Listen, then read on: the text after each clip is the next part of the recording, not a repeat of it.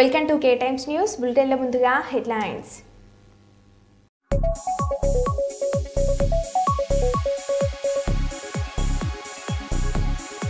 గర్భిణీ స్త్రీలకు మెరుగైన వైద్య సేవలు అందించండి జిల్లా కలెక్టర్ పి రంజిత్ బాషా. బెంగళూరులోని ఎలక్ట్రికల్ వెహికల్ షోరూంలో భారీ అగ్ని ప్రమాదం.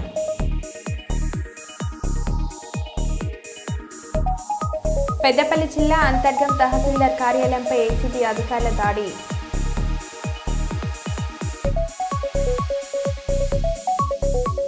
కడప స్టీల్ ఫ్యాక్టరీకి కొబ్బరికాయ కొట్టి నిరసన తెలిపిన వైఎస్ షర్మిలారెడ్డి.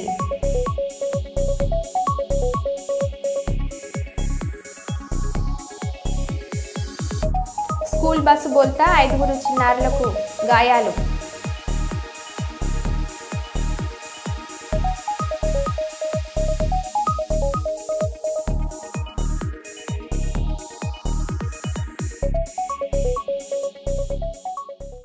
ఇక వివరాల్లోకి వెళ్తే పెద్దపల్లి జిల్లా అంతర్గం మండలం తహసీల్దార్ కార్యాలయంలో ఏసీబీ అధికారులు దాడి చేసి ఎంఆర్ఓతో పాటు ఆర్ఐని రెడ్ హ్యాండెడ్గా పట్టుకున్నట్లు బాధితుడు మహేష్ పేర్కొన్నారు. లింగపూర్ గ్రామానికి చెందిన ఆలకుంట మహేష్ ఇసుక అక్రమ రవాణా చేస్తున్నాడని ఎస్ఐ వెంకటస్వామి ట్రాక్టర్ సీజ్ చేసి తహసీల్దార్ రమేష్కు బైండ్ ఓవర్ చేసినట్లు బాధితులు చెప్పారు. సీజ్ చేసిన ట్రాక్టర్ను విడిపించాలంటూ తహసీల్దార్ రమేష్ను కోరగా ₹1,00,000 లంచం డిమాండ్ చేశారని అన్నారు. ఆర్ఐ సూచనల మేరకు 50,000 రూపాయలకు అంగీకారం కుదిరినట్లు బాధితుడు తెలిపారు. తహసీల్దార్ వేధింపులు భరించలేక బాధితుడు ఏసీబీని ఆశ్రయించడం జరిగిందని అన్నారు. ఏసీబీ అధికారుల పర్యవేక్షణలో 25,000 రూపాయల డీడీతో పాటు 12,000 రూపాయల నగదును తహసీల్దార్ రమేష్ చెప్పినట్లుగా రెవెన్యూ ఇన్స్పెక్టర్ శ్రీధర్కు ఇస్తుండగా ఏసీబీ అధికారులు రెడ్ హ్యాండెడ్గా పట్టుకున్నట్లు బాధితుడు మహేష్ చెప్పారు.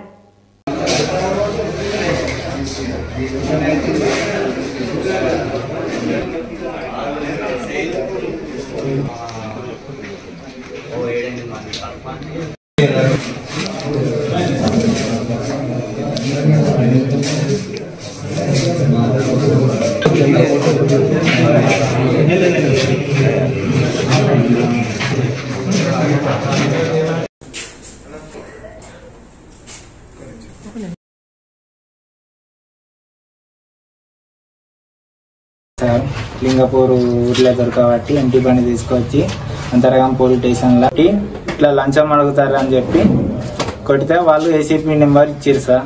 వాళ్ళు ఏసీపీ నెంబర్ ఇస్తే ఏసీపీ నెంబర్తో మాట్లాడినా సార్. ఇది సార్ ఏదైనా ప్రూఫ్ ఉన్నదా అది ఉన్నది ఏదన్నా అంటే ఎలాంటి ప్రూఫ్ లేదు సార్. నన్ను అడుగుతారు వాస్తవమే అంటే ఒక కానిసేపులు పంపించింది సార్. వాళ్ళు సీసీ కెమెరా పెట్టారు, ఇవన్నీ పెట్టి మరి ఏం మాట్లాడతారో ఇల్లు పో అని చెప్పి అన్నారు సార్. పోయినా సార్ సీసీ కెమెరా ఇలా జోలో పెట్టుకొని 2 ఆడియో అవి పెట్టిండు మీ ఇంటో అని చెప్పి అన్నారు సార్. ఇప్పుడు ఏసీబీ ఎన్నిసార్లు కలిసినా ఇదే ఫస్ట్ సరే ఇంతకు ముందు కలిస్తే మళ్ళా ట్రై చేస్తామన్నారా? చెప్పిన వాళ్ళు ఎంబడే స్పందించిందా? చెప్పగానే మేమున్నా నీకు న్యాయం చేస్తాం అన్నారు సార్. ఎన్ని రోజుల క్రితం? 3 రోజుల క్రితం సార్. నీ న్యాయం చేస్తాం అని చెప్పి మాట్లాడారు. నీకు ఎలాంటి ప్రాబ్లం రాదు, మీ న్యాయం చేస్తాం అని చెప్పి మాట్లాడారు సార్. రాసి పంపిండు. కేసుకి 25,000 చొప్పున ₹1,00,000 పడుతుంది బాబు అని చెప్పి మాట్లాడి నిర్మాడు సార్. ₹1,00,000 ఎట్లా పడుతుంది సార్ అది ఇది అని చెప్పిన. ఆ ఫైల్ చూపెట్టాను సార్. 4 సార్లు దొరికిందా 10 సార్లు దొరికిందా సార్? నేను తెచ్చుకునేదే 1 రోజులు అవుతుంది బండి. ₹1,00,000 పైన ఎట్లా కట్టాలా సార్? నేను తెచ్చుకునే కొత్త ట్రాక్టరు ఎట్లా కట్టాలా సార్ అని చెప్పి మాట్లాడినా సార్. మాట్లాడితే అట్లా ఏం కాదు ఇంకా దెంగయ్య ఓ రాకు బండి కాడికి రాకు దెంగయ్య అని చెప్పి మాట్లాడింది సార్. ఎంఆర్ఓ సార్ మాట్లాడితే మేము వెళ్ళిపోయినా సార్.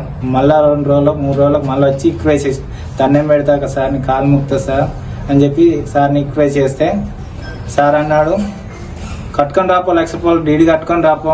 ఏ లెక్కలో కట్టాలి సార్ ₹1,00,000 డీడీ అని చెప్పి మళ్ళీ మాట్లాడినా సార్. మళ్ళీ పోయి మళ్ళీ 2 రోజులకు మళ్ళీ వచ్చిన సార్. చూడండి సార్ నేను గరిబో నేను చేసుకుంటే బతికటో అని ఇట్లా ఎందుకు మాట్లాడతారు సార్ అని చెప్పి మళ్ళీ వచ్చిన సార్. 25,000 డీడీ కట్టుకొని రాపో అన్నాడు.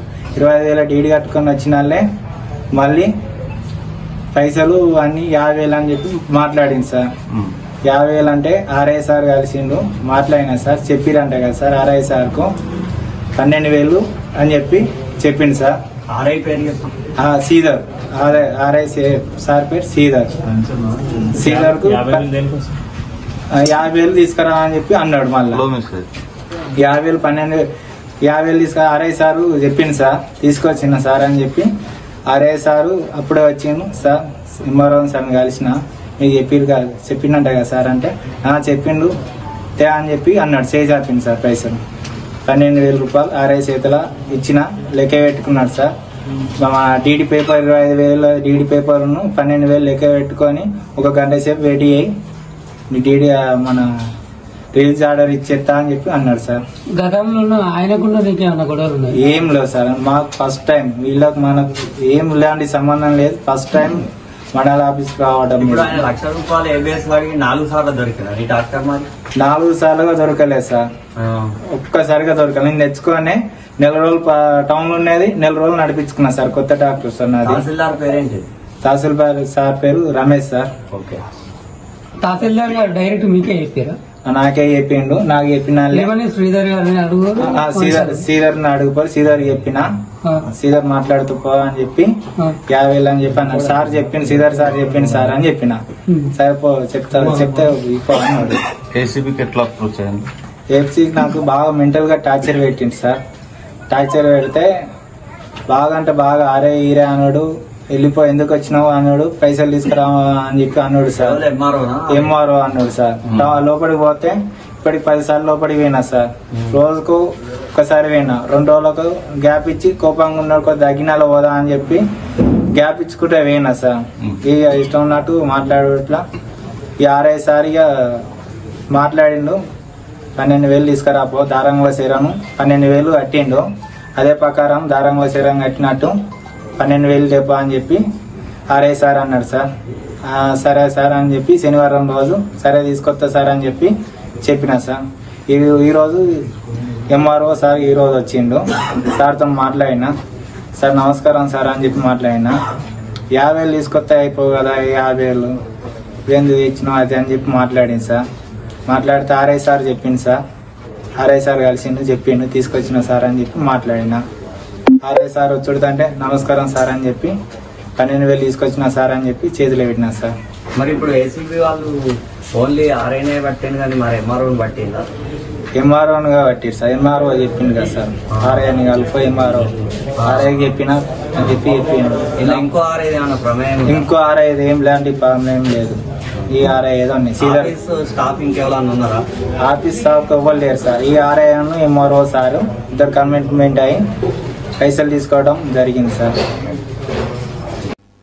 అధికార బలంతో తమకు చెందిన ఇంటి స్థలాన్ని టీడీపీ నాయకులు దౌర్జన్యంగా ఆక్రమించుకున్నారని కుప్పం మండలం పెద్ద బంగారు నత్తం గ్రామానికి చెందిన అమావాస్య మునిరాజు అను సోదరులు ఆవేదన వ్యక్తం చేస్తున్నారు.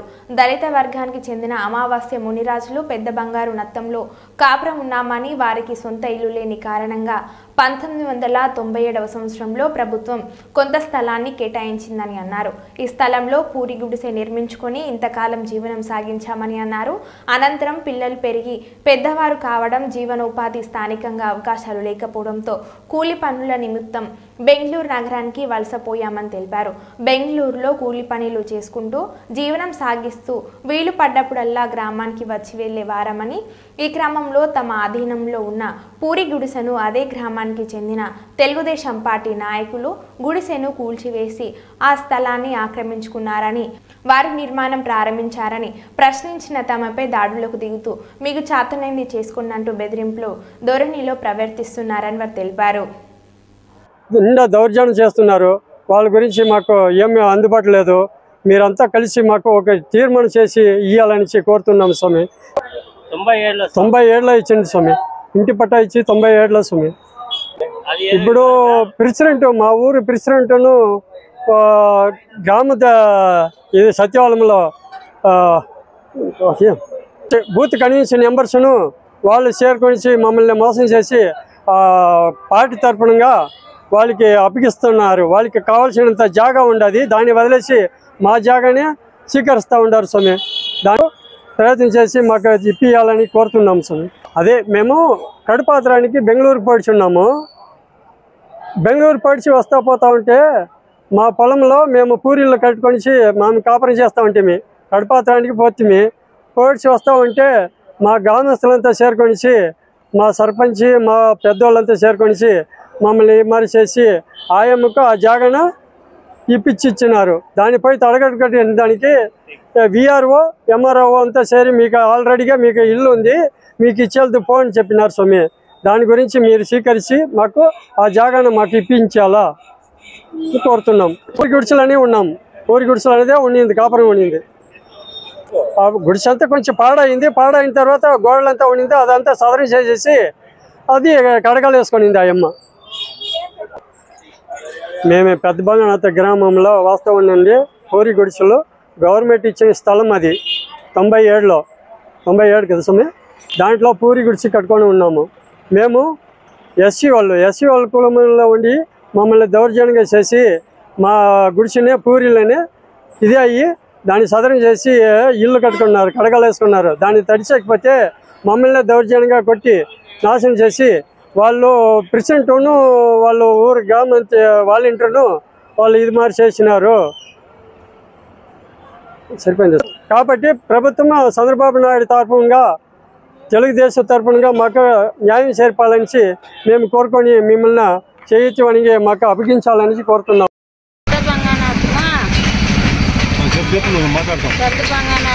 మేము గుడిసి వేసుకొని 5-9 గుడ్లు కనుక్కొని ఆ గుడిసి వేసుకొని చాలా బీదోళ్ళు స్వామి.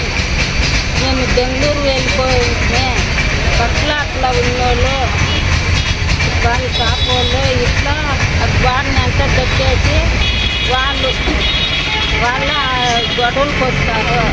మేము అడిగేకపోతే మమ్మల్ని కొట్టేకి వస్తారు. మేము పోలీస్ కంప్లైంట్ ఇస్తుంది.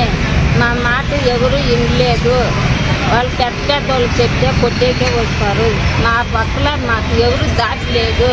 మేము చాలా బీదోళ్ళు, కూలి చేసేవాళ్ళు, మాకెవరు దిక్కులేదు. స్వామి మీరు దాన్ని న్యాయం చేయాలా లేదు. చంద్రబాబు నాయుడు మీరు దాన్ని మాకు న్యాయం చేయాలా, ఇది చేయాలా.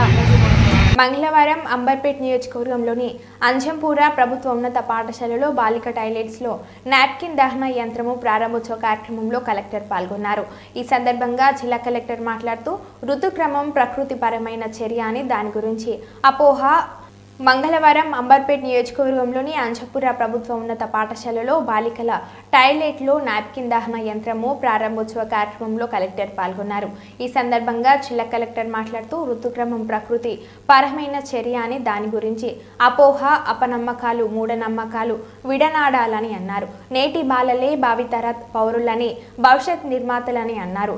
యువత శారీరకంగా దృఢంగా ఆరోగ్యవంతంగా ఉన్నప్పుడే దేశం అభివృద్ధి సాధిస్తుందని అన్నారు. యంగిస్తాన్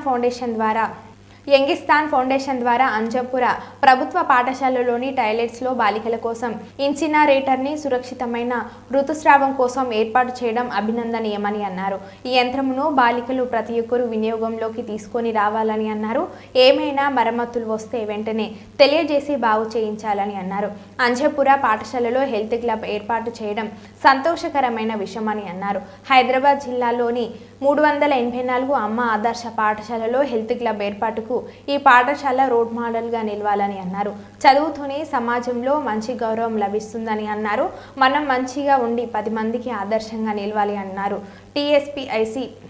టీఎస్ఐసి అల్టిమేటిక్ యంగిస్తాన్ ఫౌండేషన్ ఆదర్శంగా ఉండి ప్రభుత్వ పాఠశాలలో బాలికల కోసం ఇన్సినేటర్లను ఏర్పాటుకు కృషి చేయాలని అన్నారు. అనంతరం పాఠశాలలోని హెల్త్ క్లబ్ అంబాసిడర్లకు శాల్వల్ కప్పి కలెక్టర్ సత్కరించారు.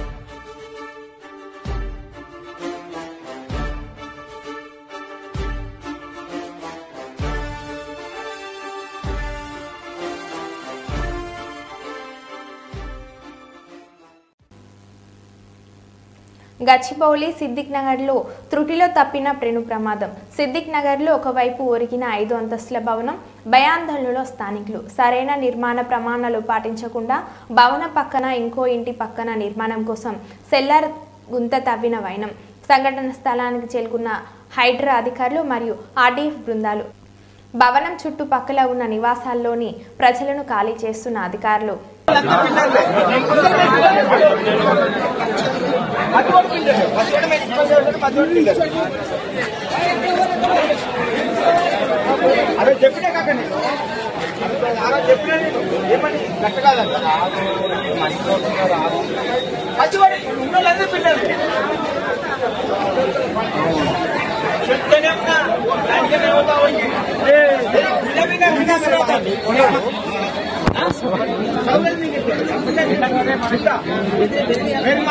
బాగున్నా ఆడ మొత్తం అలచల్ చేసి ఆడ తిడుతున్నాను.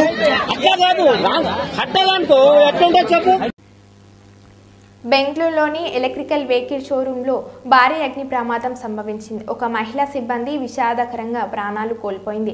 అగ్ని ప్రమాదానికి షార్ట్ సర్క్యూట్ కారణమని అనుమానిస్తున్నారు. నిర్ధారణ పెండింగ్లో ఉంది. 4 అగ్నిమాపక శకటాలు సంఘటన స్థలానికి చేరుకుని మంటలను అదుపు చేశాయి.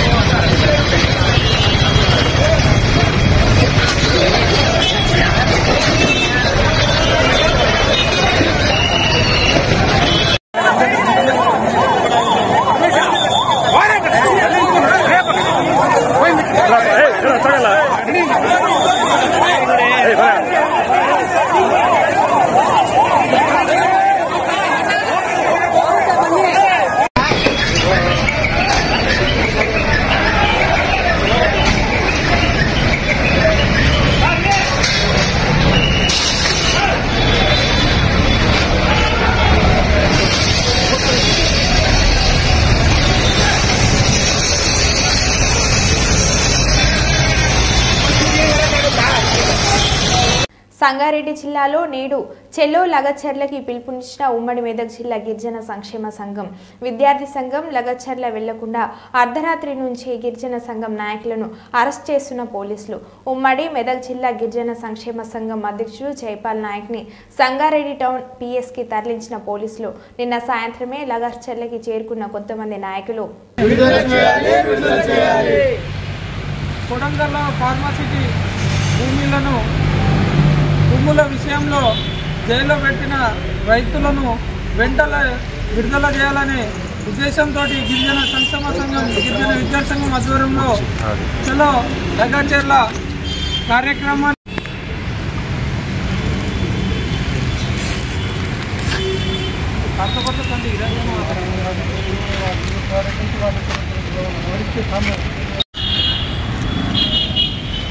చలో లగచర్ల కార్యక్రమాన్ని తలపెట్టిన సందర్భంగా గిరిజన సంక్షేమ సంఘం గిరిజన విద్యార్థి సంఘం ఉమ్మడి మెదక్ జిల్లా ఆధ్వర్యంలో తలపెట్టినటువంటి కార్యక్రమంలో భాగంగా మరి నిన్న రాత్రి 12 గంటలకు సంగారెడ్డి పోలీసులు సంఘ నాయకులకు అక్కడికి వెళ్లకుండా ముందస్తుగా అరెస్టు చేసి సంగారెడ్డి పట్టణ పోలీస్ స్టేషన్లో తరలించడం జరిగింది. మరి ప్రజాస్వామ్యంలో అరెస్టులతో ఉద్యమాలను ఆపలేరు, అరెస్టులతో గిరిజనులకు న్యాయం చేయలేరు. ప్రజాస్వామ్యంలో మరి ఏదైతే లగచర్ల రైతులకు సంబంధించినటువంటి 5 గిరిజన తాండాలకు సంబంధించినటువంటి ఈరోజు వాళ్ళను అరెస్టు చేసి జైలులో నిర్బంధించడం జరిగింది. మరి వెంటనే వారిని బెషరతుగా విడుదల చేయాలి, వారి మీద పెట్టిన కేసులను ఎత్తివేయాలని చెప్పేసి గిరిజన సంక్షేమ సంఘం మెదక్ జిల్లా పక్షాన డిమాండ్ చేస్తా ఉన్నాం. అదేవిధంగా చలో లగచర్ల కార్యక్రమంలో భాగంగా ఉమ్మడి మెదక్ జిల్లా నుండి తరలి వెళ్తున్నటువంటి గిరిజన సంఘాల నాయకులను ఎక్కడికక్కడ అరెస్టులు చేసి పోలీస్ స్టేషన్లో నిర్బంధించడం జరిగింది. మరి వారిని కూడా వెంటనే విడుదల చేసి అక్కడి రైతులకు న్యాయం చేయాలని చెప్పేసి సందర్భంగా తెలియజేస్తా ఉన్నాము. లాగచెర్ల లంబాడీలపై అక్కడ జరిగిన పరిణామాలపై నేడు లాగచ్చర్లకు బయలుదేరిన సేవాలాల్ సేన వ్యవస్థాపక అధ్యక్షుడు సంజీవ్ నాయక్ ఆధ్వర్యంలో పౌర హక్కుల సంఘం నేతలు నారాయణరావు, లంబాడీ హక్కుల పోరాట సమితి, OU జేఏసీలు నవత్ Nehru Naik, all India Banjara సేవ సంఘం నాయకులు ఇస్లావత్ రామచందర్ నాయక్, రైతు సేన నాయకుడు కిషన్ నాయక్ తదితరులు వస్తున్న సమాచారాన్ని ముందే పసిగట్టి అన్ని జిల్లాల సంఘం నాయకులను అదుపులోకి తీసుకున్న పోలీసులు ఇంత నిర్బంధంలో కూడా బయలుదేరిన నిజా నిర్ధారణ కమిటీ నేతలు వస్తున్నారని తెలుసుకుని భారీ బందోబస్తును ఏర్పాటు చేసిన ప్రభుత్వం నిజా నిర్ధారణ కమిటీని అడ్డుకుంటున్న పోలీసులు తీవ్ర ఉద్రిక్తత. పోలీసుల నిర్బంధంకు తండాకు వెళ్లకుండా అడ్డుకోవటం అంటేనే అర్థం ఇక్కడి లంబాడలకు నష్టం చేస్తున్నారు కాబట్టే మమ్మల్ని వెళ్లకుండా అడ్డుకుంటున్నారని అన్న సంజీవ్ నాయక్ నాయకులను బలవంతంగా అరెస్ట్ చేసి స్టేషన్కు తరలిస్తున్నారు.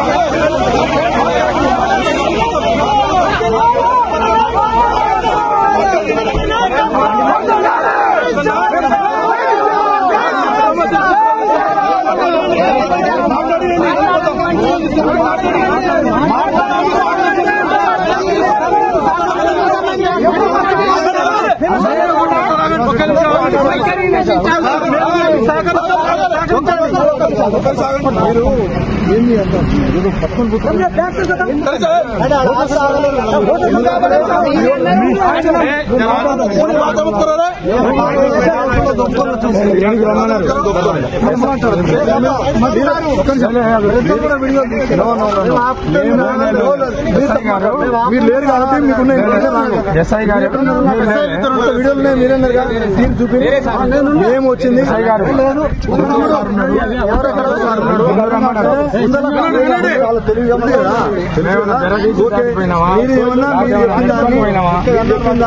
మీరు చెప్పిన దాన్ని ఎప్పుడన్నా మీరు ఎట్లా చెప్తారు మీరు అడ్డుపోదంటే అడ్డుపోతే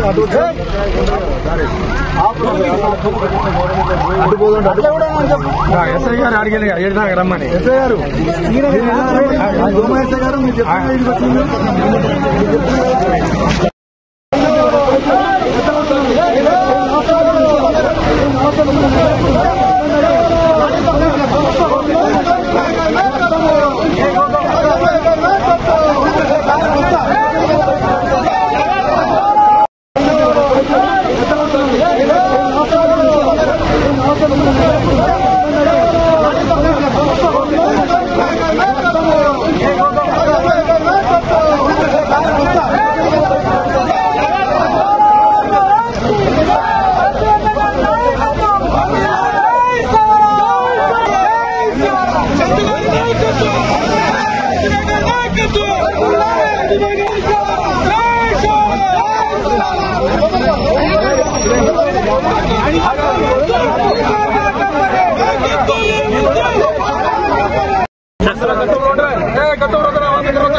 అరే మాట్లాడి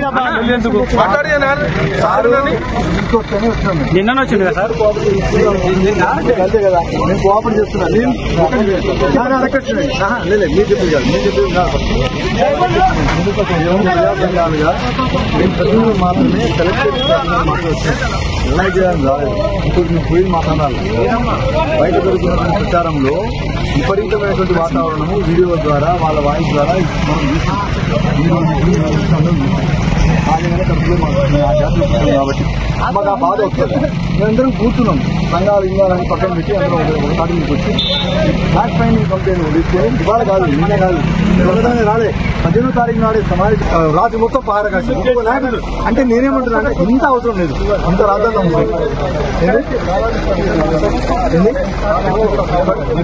సంజీవ్ నాయక్.